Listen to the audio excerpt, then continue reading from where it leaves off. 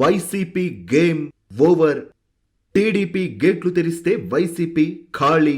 జగన్ పాలనా బాధితులంతా నాకు స్టార్ క్యాంపెయినర్లు. సామాజిక న్యాయం అంటాడు జగన్ రెడ్డి. తన సామంతులతో పాలన చేస్తాడు. ఓటు అనే వజ్రాయుధంతో కలియుగ భస్మాసురుడిని తరిమి కొట్టండి. రాజమండ్రి రూరల్ రా కదలిరా సభలో Nara Chandrababu Naidu. YCP game over. TDP గేట్లు తెరిస్తే వైసీపీ ఖాళీ అని నారా చంద్రబాబు నాయుడు అన్నారు. జగన్ పాలనలో నష్టపోయిన బాధితులే నాకు స్టార్ క్యాంపెయినర్లు అని ఆయన ప్రకటించారు. జగన్ సామాజిక న్యాయం అంటాడు, మళ్లీ రాష్ట్రమంతా తన వర్గానికి చెందిన సామంతులతో పాలన చేయిస్తాడు అని ముఖ్యమంత్రిపై చంద్రబాబు నాయుడు ధ్వజమెత్తారు. 10వ తరగతి విద్యార్థి బీసీ బిడ్డ అమర్నాథ్ను చంపిన వాళ్లు బయట తిరగడమే సామాజిక న్యాయమా అని ప్రశ్నించారు. కోడికత్తి శ్రీను జైల్లో, బాబాయి హంతకులు బయట ఉండడమే సామాజిక న్యాయమా అని జగన్ను ప్రశ్నించారు. రాజమండ్రి రూరల్లో జరిగిన రా కదలిరా సభలో రాష్ట్ర ప్రభుత్వ వైఫల్యాలపై చంద్రబాబు మండిపడ్డారు. పలు ప్రశ్నలతో జగన్ను నిలదీశారు. రాజమండ్రి రూరల్లో నిర్వహించిన రా కదలిరా బహిరంగ సభ విజయవంతమైంది. సభలో చంద్రబాబు వైసీపీపై విమర్శనాస్త్రాలు సంధించారు. ఆయన మాట్లాడుతూ, ఈ రోజు రాజమండ్రి రంకేసింది, రాజమహేంద్రవరం దద్దరిల్లింది. త్వరలో మంచి రోజులు ఖచ్చితంగా వస్తాయి. టీడీపీ జనసేన గెలుపును ఎవరూ ఆపలేరు. రాజమండ్రికి రాజమహేంద్రవరం అని పేరు పెట్టింది నేనే. కందుకూరి వీరేశలింగం గారు ఈ గడ్డపై నుంచే తన సంస్కరణలు ప్రారంభించారు. సైకో జగన్ రెడ్డి నుంచి ఈ రాష్ట్రాన్ని కాపాడుకోవాలి. ఆనాడు నేను దూరదృష్టితో హైదరాబాద్ అభివృద్ధి చేశాను. తలసరి ఆదాయంలో తెలంగాణ దేశంలోనే నెంబర్ 1గా ఉందంటే అందుకు తెలుగుదేశం పార్టీ వేసిన పునాదులే ప్రధాన కారణం. నేనిచ్చిన ఐటీ ఆయుధంతో తెలుగువారు ప్రపంచవ్యాప్తంగా బ్రహ్మాండంగా స్థిరపడ్డారు.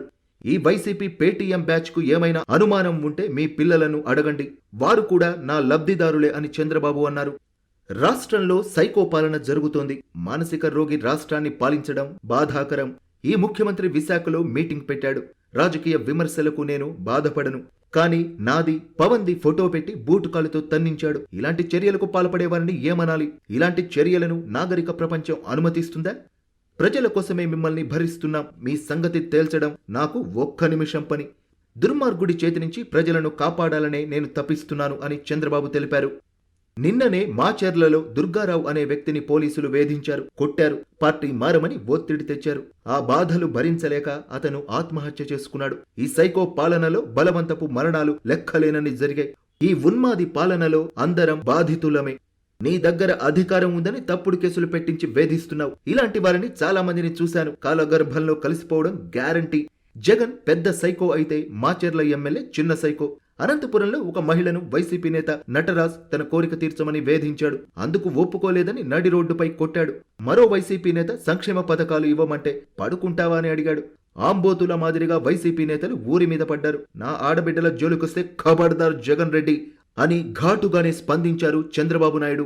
కన్నా లక్ష్మీనారాయణ సత్తెనపల్లి నియోజకవర్గానికి పోతే ఆంబోతు రాంబాబు, ఆంబోతు నీకు కళ్ళెం వేస్తా, వదిలిపెట్టను, వడ్డీతో సహా చెల్లిస్తా, ఇష్టారాజ్యంగా వ్యవహరిస్తే చూస్తూ ఊరుకోం, అవినీతి డబ్బుతో అధికారం మదంతో ప్రవర్తిస్తే తగిన శాస్తి చేస్తాను, వదిలిపెట్టను ఎవ్వర్ని, ఖబర్దార్ జాగ్రత్తగా ఉండు అంటూ హెచ్చరించారు చంద్రబాబు నాయుడు. వైసీపీలో తిరుగుబాటు మొదలైంది. ఆ పార్టీలో ఎమ్మెల్యేగా పోటీ చేయడానికి కూడా నేతలు భయపడి పారిపోతున్నారు. 68 మందిని తీసేశారు. అందులో 29 మందికి సీట్లు గల్లంతు. బదిలీలు చేసేస్తున్నారు నేతలను. నా రాజకీయ జీవితంలో నేతల బదిలీ ఎప్పుడూ చూడలేదు. ఒక ఊరి చెత్త ఇంకో ఊరిలో వేస్తే బంగారం అవుతుందా? 49 మంది బడుగు బలహీన వర్గాల నేతలను, 11 మంది దళితులు, 4 బీసీలను దూరం పెట్టారు. మీ సీటుకో దండమని 4 ఎంపీలు పారిపోయారు. మనం గేట్లు ఓపెన్ చేస్తే వైసీపీ ఖాళీ. 2 ఎమ్మెల్యేలు రాజీనామా చేశారు. తానేటి వనిత, చెల్లని వేణుగోపాల్, ఆదిమూలపు, మేరుగా, గుమ్మనూరు, జోగి, ఉషశ్రీ చరణ్ సహా 10 మంది మంత్రులు అవుట్ అయ్యారు. వైసీపీ గేమ్ ఈజ్ ఓవర్ తమ్ముళ్ళు. గుడివాడ 10 మంది మంత్రులు out. Game is over. TDP Janasena పొత్తు అనగానే ఫ్యాంట్లు కాస్త తడిశాయి. డైపర్లు వేసుకుని తిరుగుతున్నారు. వైసీపీ ఎమ్మెల్యే ఆదిమూలంకు ఎమ్మెల్యే టికెట్ ఇవ్వకుండా ఎంపీ ఇస్తామన్నారు. ఎందుకో చెప్పమంటే నీ గ్రాఫ్ బాగాలేదు, అందుకే ఎంపీగా వెళ్లమన్నాడు ముఖ్యమంత్రి. ఒక దళితుడునైన తనకు సీటు రాకపోవడానికి మంత్రి పెద్దిరెడ్డి కారణమని డైరెక్టుగానే ఆదిమూలం ముఖ్యమంత్రికి చెప్పాడు. అయినా న్యాయం జరగలేదు. పెద్దిరెడ్డి ఏది దొరికితే అది తినేసే రకం. అతనిపై చర్యలు తీసుకోగలవా జగన్ రెడ్డి? పెద్దిరెడ్డికి ఒక న్యాయం, ఆదిమూలంకు ఒక న్యాయమా? కడప జిల్లాకు చెందిన ఎమ్మెల్యేకు సర్వేలో వ్యతిరేకత వచ్చిందని ముఖ్యమంత్రి చెబితే అతను ఖరాఖండిగా చెప్పేశాడు. నేను నిత్యం ప్రజల్లోనే ఉన్నాను, మర్డర్లు చేయలేదు, చేసిన వారికి సపోర్ట్ చేయలేదన్నాడు. రాష్ట్రంలో అవినీతి కేంద్రీకృతమైందని దేశమంతా చెప్పుకుంటున్నారని ఆ ఎమ్మెల్యే సీఎం మొహానే చెప్పి బయటకు వచ్చేశాడు. 5 ఏళ్లలో ఒక్కరికైనా ఉద్యోగాలు వచ్చాయా? డిఎస్సి పెట్టాడా? ఉద్యోగం అడిగితే గంజాయి ఇస్తున్నాడు. గంజాయి వల్ల పిల్లలు నాశనం అయిపోతున్నారు. ఆ రోజు గట్టిగా పోరాడితే టీడీపీ ఆఫీస్ పైన నా ఇంటిపై దాడి చేయించాడు. పిల్లల భవిష్యత్తును నాశనం చేస్తున్నాడు జగన్.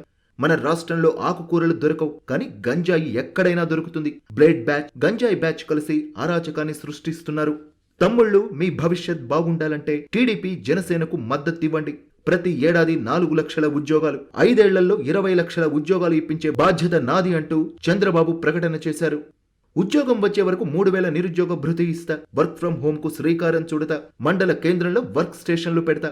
ఇక 72 రోజుల కౌంట్ డౌన్. సైకిల్ ఎక్కండి, గ్లాస్ పట్టుకోండి, టీడీపీ జనసేన జెండాలు పట్టుకోండి. 5 ఏళ్ల వైసీపీ పాలనలో వ్యవసాయ శాఖను మూసేశారు, ఇరిగేషన్ శాఖను నిర్వీర్యం చేశారు. వరి ధాన్యం పండించాలి, మన పంటలు అనుగుణంగా మార్చుకోవాలి. పామాయిల్ ఈ రాష్ట్రంలో ప్రవేశపెట్టింది అన్న ఎన్టీఆర్. రాయలసీమలో పండ్ల తోటలకు ఎంతో ప్రాధాన్యత ఇచ్చాం. ఈ దుర్మార్గుడు మొత్తం ముంచాడు. వరి కొనే దిక్కులేదు. అతి త్వరలో రైతు రాజ్యం ఖచ్చితంగా వస్తుంది. మనం 72% పోలవరం పూర్తి చేస్తే దాన్ని కాస్త నాశనం చేశాడు. కరెంటు ఛార్జీలు 9 మార్లు పెంచాడు. 56,000 కోట్ల రూపాయల భారం వేశాడు. 5 ఏళ్లు కరెంటు ఛార్జీలు పెంచలేదు టీడీపీ. వచ్చే ప్రభుత్వంలో కరెంటు ఛార్జీలు పెంచకుండా నాణ్యమైన కరెంటు ఇచ్చే బాధ్యత టీడీపీ జనసేన తీసుకుంటుంది.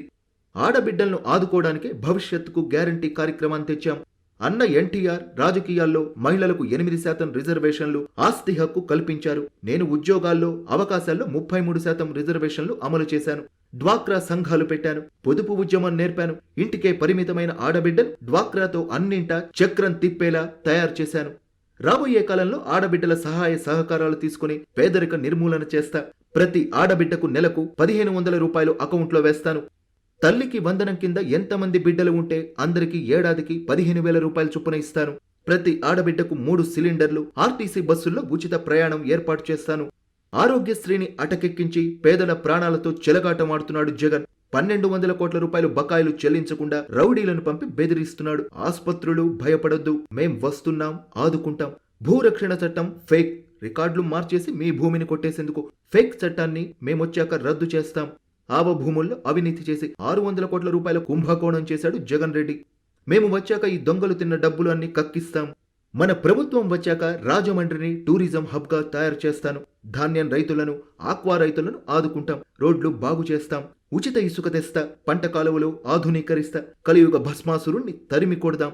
సైకో పాలనకు నేను బాధితుణ్ణే. 5 ఏళ్లు మనకు దారి దొరకలేదు. ఎంపీ జయదేవ్ రాజకీయ విరామం కోరాడంటే అర్థం చేసుకోండి పరిస్థితి ఎలా ఉందో. సైకో దెబ్బకు అందరూ పారిపోతున్నారు. మన రాష్ట్రాన్ని మనం కాపాడుకుందాం. ప్రజాస్వామ్యాన్ని తిరిగి నిలబెడదాం. 72 రోజుల్లో జరిగే ఎన్నికల్లో వజ్రాయుధం లాంటి మీ ఓటుతో భస్మాసురుడిని తుదముట్టించండి. నష్టపోయిన బాధితులే నాకు స్టార్ క్యాంపెయినర్లు. సైకో పాలన పోవాలి, సైకిల్ పాలన రావాలి.